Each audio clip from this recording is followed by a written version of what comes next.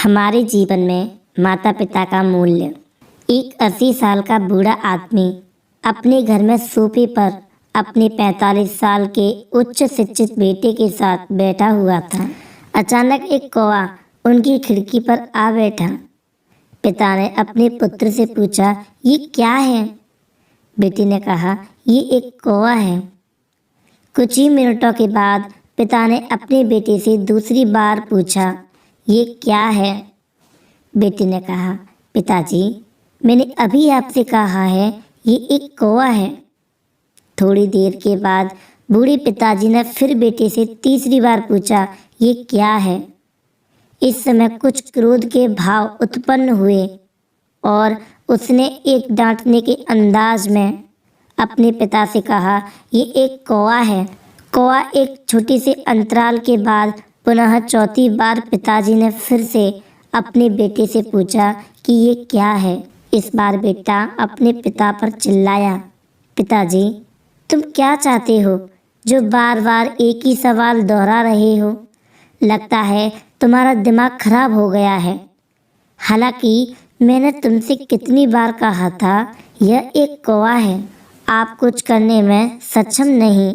ये समझ में आया। थोड़ी देर बाद पिताजी अपने कमरे में चले गए और वापसी में अपने हाथ में एक डायरी लेकर आए जिसको वह उस समय लिखते थे जब उनका ये बेटा पैदा हुआ था, और उन्होंने उस डायरी का एक पृष्ठ खोलकर अपने बेटे को पढ़ने को दिया।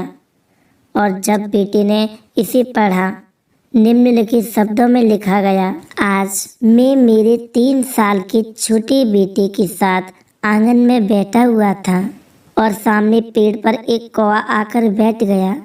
मेरे बेटे ने उसको देखकर मुझसे पूछा, पिताजी, ये क्या है? तो मैंने कहा, बेटे, ये कौवा है। उसने ये प्रश्न मेरे से 23 बार किया और हर बार मुझे आपको जवाब देने में स्नेह का अनुभव होता था और मैं उसके मस्तक को चूम लेता था। उसके बार बार एक ही प्रश्न करने से मुझे खीज उत्पन्न नहीं हुई बल्कि खुशी हुई। और आज जब पिता ने अपने बेटे से एक ही प्रश्न सिर्फ 4 बार पूछा तो बेटा चिढ़ गया और नाराज होने लगा। इसलिए मेरे भाई बहनों, यदि आपकी माता पिता वृद्ध हो गए हैं तो उनको बोझ समझकर घर से बाहर मत निकालो। उनको पूरा मान सम्मान दो जिसके वह हकदार हैं। ऐसा करके आप उन पर कोई एहसान नहीं कर रहे हो, क्योंकि उन्होंने आपके जन्म से लेके आज तक आप पर अपने निस्वार्थ प्रेम की बारिश की है। उन्होंने आपको समाज में सम्मानित व्यक्ति बनाने और आपको अपने पैरों पर खड़ा करने के लिए अपना पूरा जीवन होम कर दिया।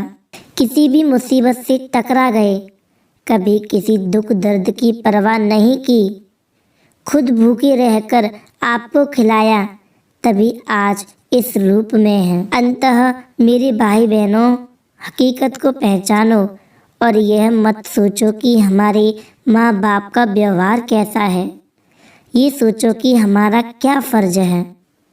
अपने फ़र्ज को पहचानो और भगवान के लिए ऐसा कोई कार्य मत करो जिससे उनका दिल दुखे, क्योंकि माँ बाप की सेवा से बढ़कर संसार में कोई पूजा नहीं है। शायद इसीलिए किसी शायर ने कहा है, चाहे लाख करो तुम पूजा, तीरथ करो 1000, माँ बाप का दिल जो दुखाया तो सब है बेकार।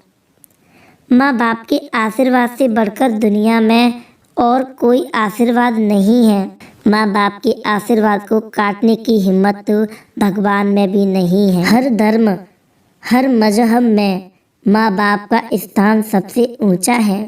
अंततः भगवान से प्रार्थना कीजिए कि आज से आप ऐसा कोई कार्य नहीं करेंगे जिससे आपके घर में विराजमान माता पिता स्वरूप साक्षात भगवान भोलेनाथ और माँ पार्वती का दिल दुखे। वीडियो अच्छी लगी हो तो वीडियो को लाइक और चैनल को सब्सक्राइब करना ना भूलें।